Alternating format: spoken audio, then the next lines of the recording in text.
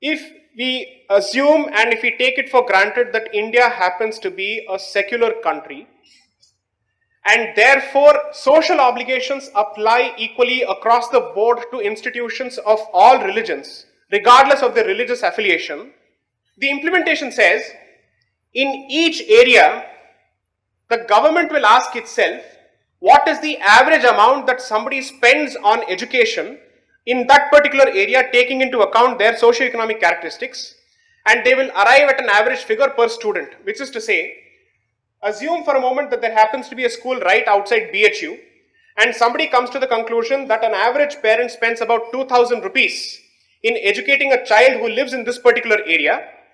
Then the government will compensate the schools which exist in this particular area to the tune of 2,000 rupees for those 25% students who are supposed to be absorbed by the school. Now, the unfortunate reality of this particular situation is, this is an average, which means not every school is necessarily going to spend 2,000. Some may be spending more than 2,000, some may be spending less than 2,000. The central government and the state government have to share this particular burden of reimbursing the schools. How many institutions and how many news reports have you come across where schools have been shut down because they have not been reimbursed by the state government for at least the last 3 to 4 years? Have you not read of such news reports? You know why this happens? One, because the government is trying to impose a welfarist model, a socialist model, not taking into account the sheer fluctuation from area to area, from parent to parent, from school to school with respect to the amount that it spends on students. So you are not in a position to come out with an exact figure which can do justice to the amount of expenditure for every school located in a certain radius. Which means at the end of the day, schools end up spending more than what they are supposed to and they get less than what they are supposed to. And at the end of the day, it happens to be an enterprise whose balance sheet reads in the negative. You may not want the school or educational institutions to be run for profit. You may not want commercialization of education. But has it affected, or so can the school change the reality when it comes to the salaries that it has to pay to teachers? It has to employ a significant number of people. So you have not fixed a ceiling as far as the salaries of teachers are concerned, but you expect the school to operate under a certain budget, which means that as far as the school is concerned, there is no limitation on its outflow, but there is a limitation on its inflow as far as income is concerned. Now, why is all of this relevant? I'll take it to a slightly more controversial issue. Assume for a moment that this particular burden were to be cast on schools of all hues, whether it is minority schools or majority schools, then perhaps everybody is equally affected. What the government did in 2002 and then in 2010 was to ensure that this particular structure and this particular obligation of educating 25% of poor students in your schools applies only to non-minority schools, which means nobody who belongs to a majority community or a majority group, so to speak, has an incentive to set up a school today because there are enhanced obligations on him when it comes to running of his institution, and there is no guarantee as far as the reimbursement of the money that he is supposed to get from the government. So what does this mean? Let me be blunt here and make it slightly politically incorrect. Assume that there is a Hindu, there is a Muslim, and there is a Christian. As far as the Muslim-run schools and the Christian-run schools are concerned, they do not attract RTE if they are private and unaided. Which means Muslim-run schools and Christian-run schools have absolute autonomy as far as their admissions are concerned compared to non-Muslim schools and non-Christian schools, notwithstanding the fact that they do not receive any funds from the government. That means even if you happen to be a completely unaided institution, the very fact that you're a non-minority institution would mean that the RTE applies to you and 25% rule applies to you.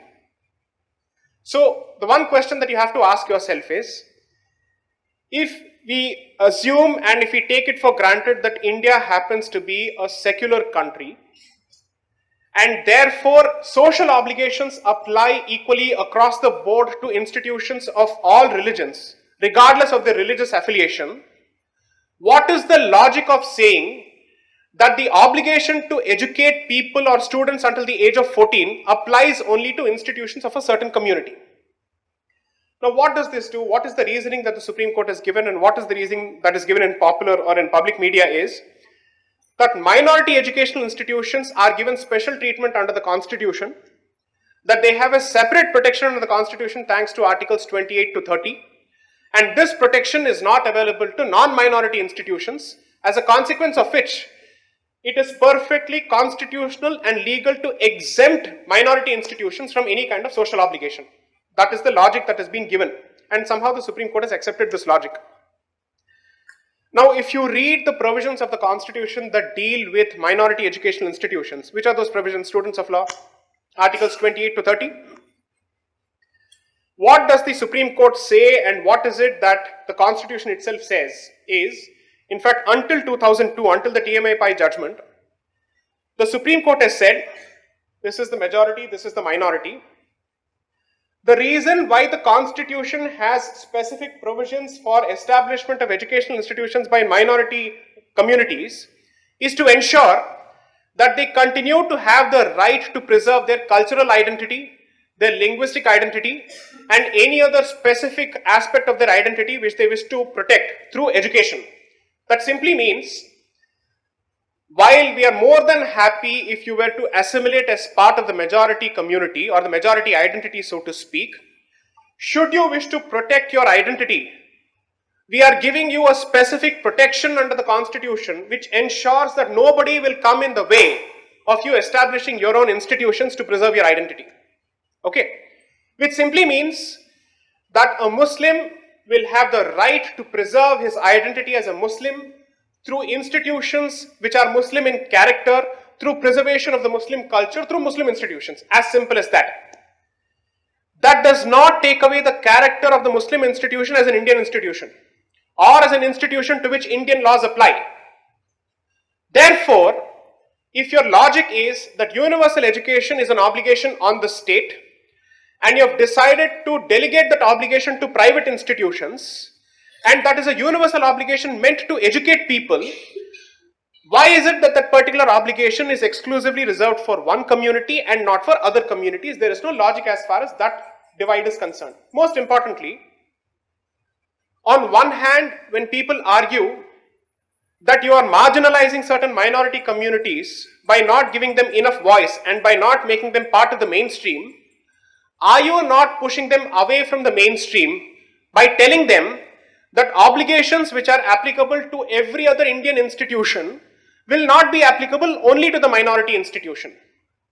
So, here's the question.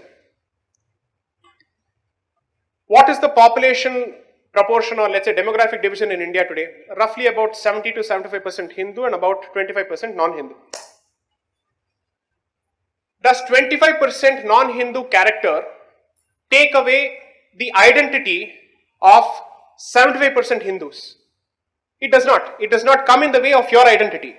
Their existence does not come in the way of your identity. So if there are 25% students who are introduced in non-minority institutions, so technically speaking, only 25% of those students of a minority institution are technically non-minority. Does that interfere with the identity of the minority institution? I'm giving you a logic. If 25% of minority population does not take away the identity of the 75% Hindu majority of India, why should 25% of students who come from the poor backgrounds, who come from the SC/ST backgrounds, why should their entry into minority institutions take away the identity of minority institutions? Most importantly, is there any assumption that 25% students who are absorbed from the economically weaker society are necessarily Hindus or Muslims or Christians? They could come from across the board. They could be from any community. Now, in which case, there is a decent chance that a good number of them could also be from the Muslim community. So here's what happened. The government of the day at that point of time and the Supreme Court further said, your obligation is to take on board only those people who are poor and who come from your community and nobody else. Which means minority institutions are allowed to choose which community they can choose from as far as the 25% quota is concerned, and they are entitled to limit the application of the quota only to students coming from the minority community. I am asking myself this simple question. while there could be any other issue with respect to the implementation of the RTE, do you believe that the provision which says that there must be separate and special treatment of minority institutions, does it foster national integration, or does it create separate identities and strengthen these separate identities? That is the question that you have to ask yourself. If the fundamental object of the Right to Education Act is to ensure that students coming from whichever background, in terms of religious background, as long as they come from the economically poor backgrounds and weaker sections of the society, must get access to basic education, if that is the stated goal and if that is the stated objective of this particular legislation, how does it make sense to say that this particular obligation shall not apply to one particular category of institutions based on their religious identity?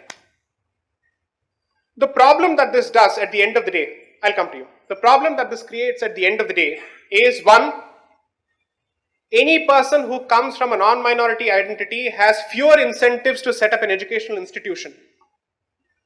Just as members of the minority community have 100% rights under the Constitution to protect their identity, it is equally the right of non-minorities to preserve their identity and their cultural traits, as well as the linguistic traits as well, and the religious traits as well. Most importantly, across the world, if the population of a certain group exceeds 10%, it is no more treated as a minority community.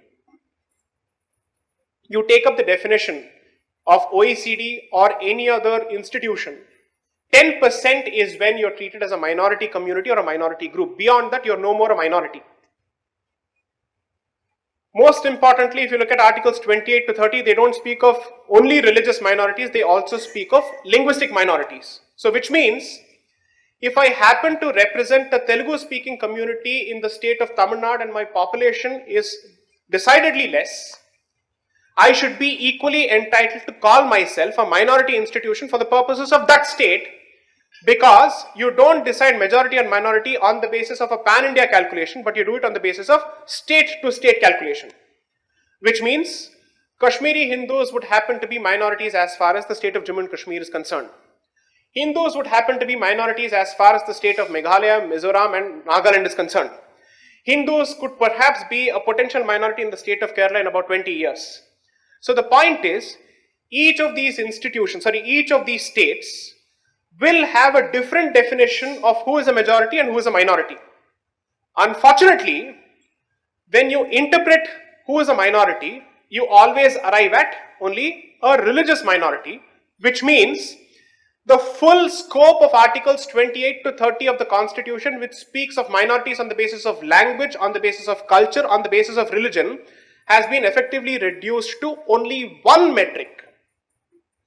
So people who swear by the Constitution, who profess love for the Constitution, who say we are constitutional patriots and who believe that the Constitution is the source of their patriotism, must ask themselves, how is it that we have progressively allowed the systematic reduction of the express language of the Constitution, where the term minority has been reserved only for one criteria, which is religious minority, and second, when your object is to educate everyone until the age of 14, how is it that this particular goal is limited only to non-minority institutions? Therefore, aren't you responsible for alienating the minority communities by telling them that you need not be part of any obligation that applies to everybody else?